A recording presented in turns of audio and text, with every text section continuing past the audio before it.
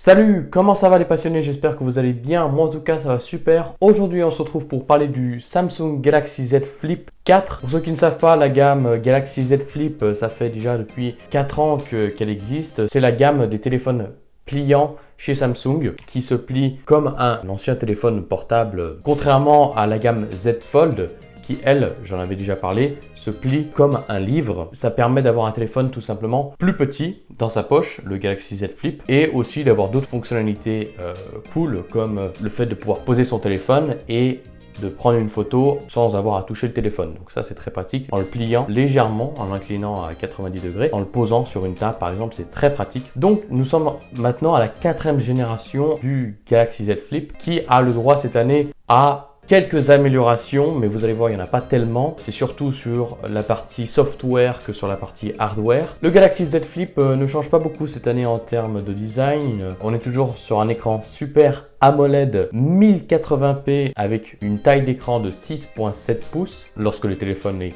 déplié. À l'avant, on va retrouver un petit écran de 1.9 pouces qui va servir à regarder les notifications lorsque le téléphone est plié, ou encore on a d'autres widgets pour par exemple lancer de la musique, mettre en pause, aller à la chanson suivante. Donc ça c'est très pratique comme fonctionnalité, mais c'est déjà une fonctionnalité qu'on avait avant. Là on a juste des widgets en plus. On a toujours le taux de rafraîchissement adaptatif allant de 1 à 120 Hz pour une fluidité d'utilisation, que ce soit pour regarder des vidéos, pour jouer à des jeux. C'est-à-dire que par exemple quand vous allez lire quelque chose, vous n'êtes pas en train de scroller, le téléphone va se mettre à 10 Hz par exemple parce qu'il n'a pas besoin de beaucoup de fluidité. Mais quand vous allez faire du gaming, il va passer en 120 Hz par exemple, donc ça va varier entre 1 et 120 Hz. Cet écran, cette année, est plus durable selon Samsung avec leur verre Corning qui permet une meilleure résistance aux rayures et impact. On va encore retrouver sur le côté, sur le bouton d'allumage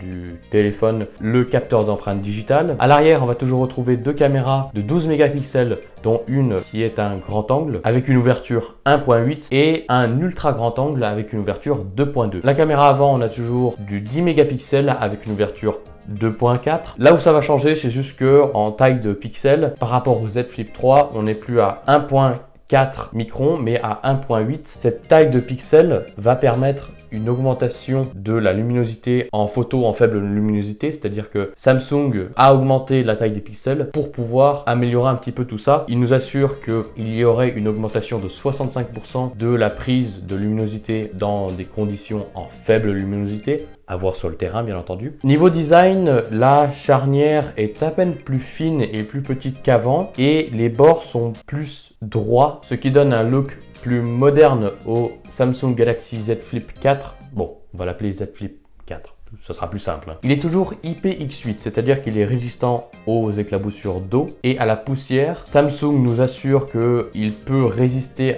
à une immersion dans l'eau à 1.5 mètres pendant 30 minutes. Bien entendu, ne le faites pas parce que on sait bien qu'avec la charnière, sachant que c'est un écran pliable, là, il y a de l'eau qui peut facilement s'infiltrer dedans et endommager le téléphone. Donc ça serait dommage d'endommager un téléphone qui est plutôt cher, surtout résistant à la poussière et aux éclaboussures.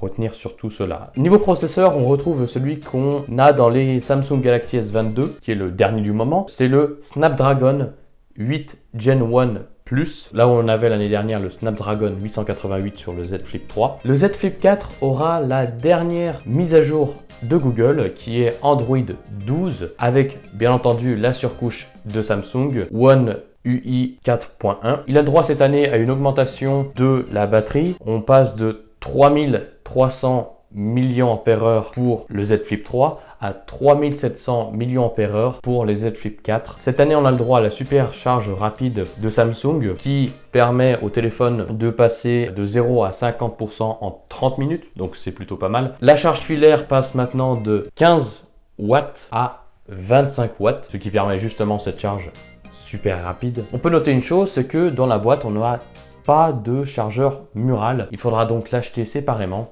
sur le site de Samsung si on n'en a pas encore. Cette année, Samsung propose différents choix de couleurs, dont le graphite, qui est une sorte de noir, la lavande, qui est du violet, l'or rose et le bleu. On peut aussi choisir parmi différents modèles de personnalisation. Ça s'appelle le Bespoke Edition et bien entendu, c'est plus cher. Le Z Flip 4 aura 8 Go de RAM pour toutes les possibilités de stockage, 128 Go, 256 Go, 512 Go, ça ne change pas, c'est toujours la même chose que l'année dernière. Et il commencera au prix de 1109 €. Sa sortie est prévue pour le 26 août prochain. Comme vous avez pu le voir, il n'y a pas beaucoup de changements dans ce Galaxy Z Flip 4 parce que on a eu de grands changements l'année dernière. On peut pas avoir des changements toutes les années, bien entendu. Voilà, c'est tout pour ce Z Flip 4. Peut-être que les gens vont enfin s'intéresser au Z Flip 4 parce que j'ai l'impression que malgré cela, il n'y a pas beaucoup de gens qui s'intéressent au marché du smartphone pliable. Peut-être qu'il faudra que Apple rentre dans le marché un jour, même si on a l'impression que c'est pas trop leur truc Apple. C'est peut-être dans 10 ans, on aura le droit à un smartphone pliable chez Apple. Mais pour l'instant, c'est pas trop le cas. Le téléphone pliable est peut-être pas forcément la meilleure solution. En tout cas, moi, pour ma part, j'attends de voir ce que va faire Apple pour voir si les choses vont changer. Voilà, j'espère que cette vidéo vous aura plu. N'hésitez pas à me dire ce que vous pensez de ce Z Flip 4 en commentaire. On peut se retrouver sur Snapchat, Twitter, Instagram et bien entendu sur la chaîne YouTube pour une prochaine vidéo. Ciao, ciao!